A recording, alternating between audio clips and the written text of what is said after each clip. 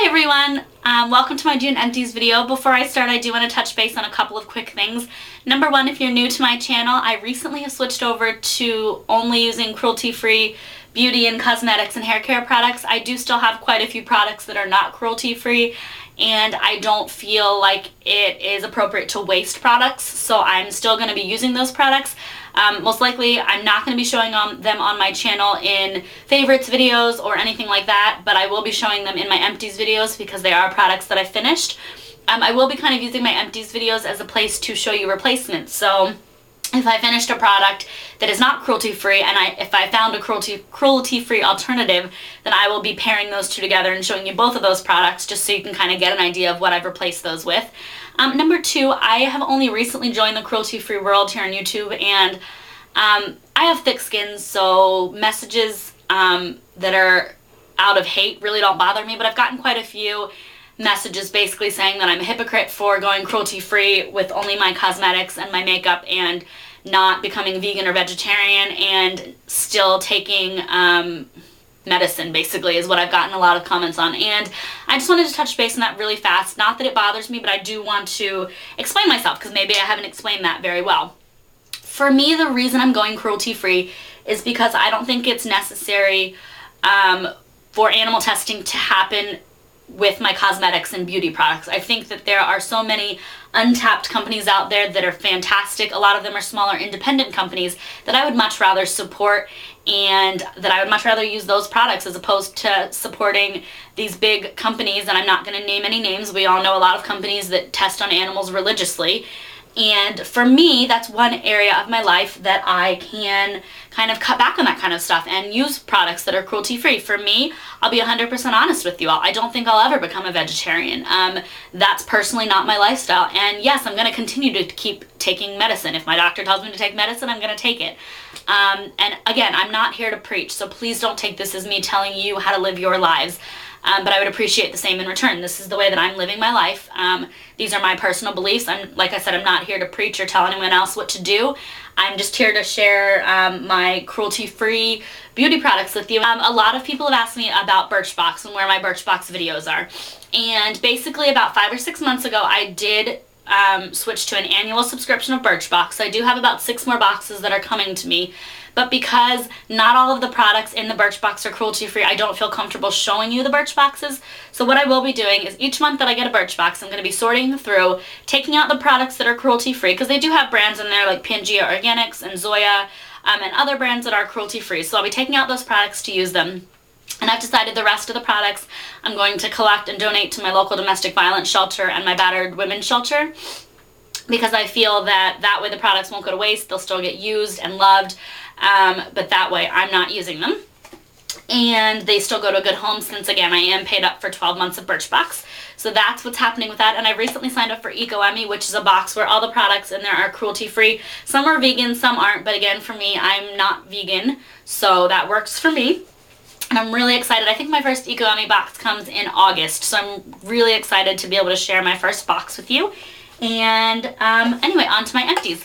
The first thing I finished is my Studio 35 Beauty Polish Remover. I think this came from Walgreens. It was okay. I didn't find that it was anything super special. I don't think this is cruelty-free either. So I finished that, and my alternative for that is my Zoya Remove Plus 3-in-1 formula, and I really, really love this product. This is a really great polish remover. It comes in a flip-top cap. It's one of those depressor tops, so you just put the cotton ball on and press down, but it also has a locking mechanism, so when you're not using it, you can lock it, so in case you hit it, polished or net polish remover doesn't come squirting out. I love this. It's great for glitter polish if you pair it with felt. I buy sheets of felt from the craft store. They're really cheap. I cut them up into little squares, use it with this, and it's great for glitter polish removal. The next thing I finished are my Kirkland Daily Facial Cleansing Towelettes, and again, I have about 1 million boxes of these. I am still in the process of trying to find out if these are cruelty-free or not, so when I do find out, I will be sure to let you know. But even if they aren't, again, I do have quite a few boxes of these, and I don't feel that they should go to waste, so I will still be using those. But another alternative for these are the Yes to Carrots Cucumber Facial Towelettes, and NYC Georgette was gracious enough to send me a pack of those, and I really do enjoy them. They're the teeniest bit less saturated when you pull them out of the container, and I feel that they leave my skin the teeniest bit tighter than the Kirkland ones, but I think they're a fantastic alternative to those. Next thing I finished is my One and Only Argan Oil Hydrating Mask, and as far as I know, One and Only is a cruelty-free brand, and guys, again, I'm just started on this whole cruelty-free adventure, so if I ever say anything in a video that you know to be untrue, please let me know just in, you know, let's all be adults about this, and just in the nicest way possible in the comments if you could let me know the information that you know, because again, I'm going off of my own research. I'm kind of, again, delving into all these company statements, doing the research, sending out emails. I sent an email to One and Only. I was really impressed with the response that I got from them, and so I really do feel like they are cruelty-free.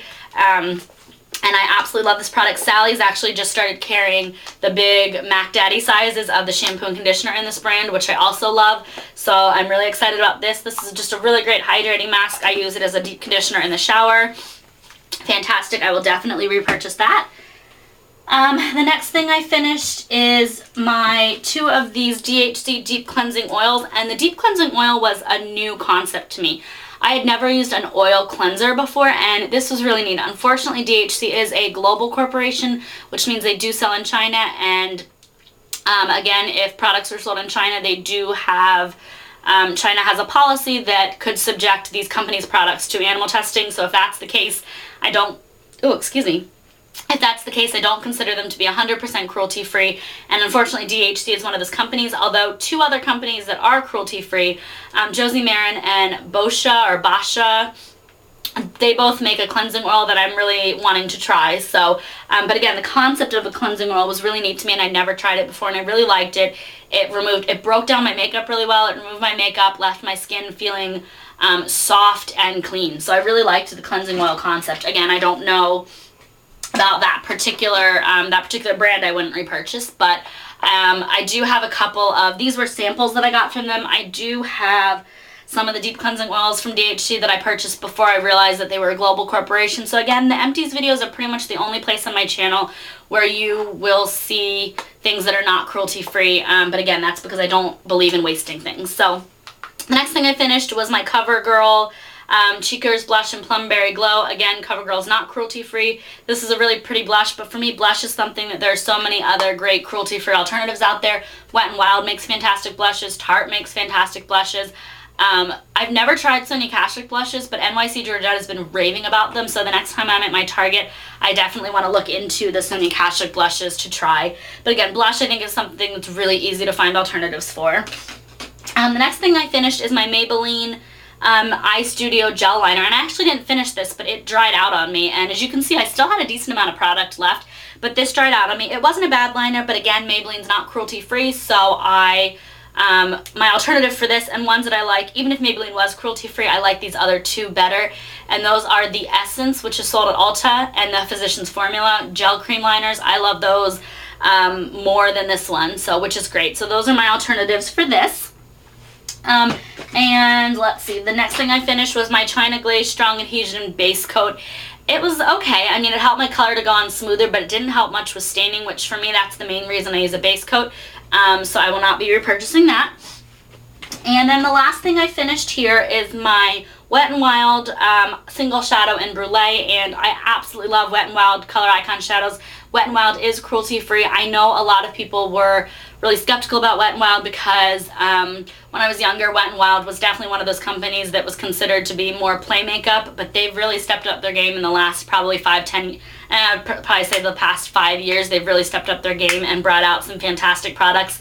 And their Color Icon line especially is one that I really like. And like I said, Wet n Wild is cruelty-free, so love that. And I will repurchase Brulee. It's my favorite shadow for under the brow highlighting, and love that color. So that was my June Empties video. And again, sorry it was a little bit longer, but I just had to kind of get some of that off my chest in the beginning of the video. Thank you all so much for your support and for watching. And until next time, stay beautiful. Bye.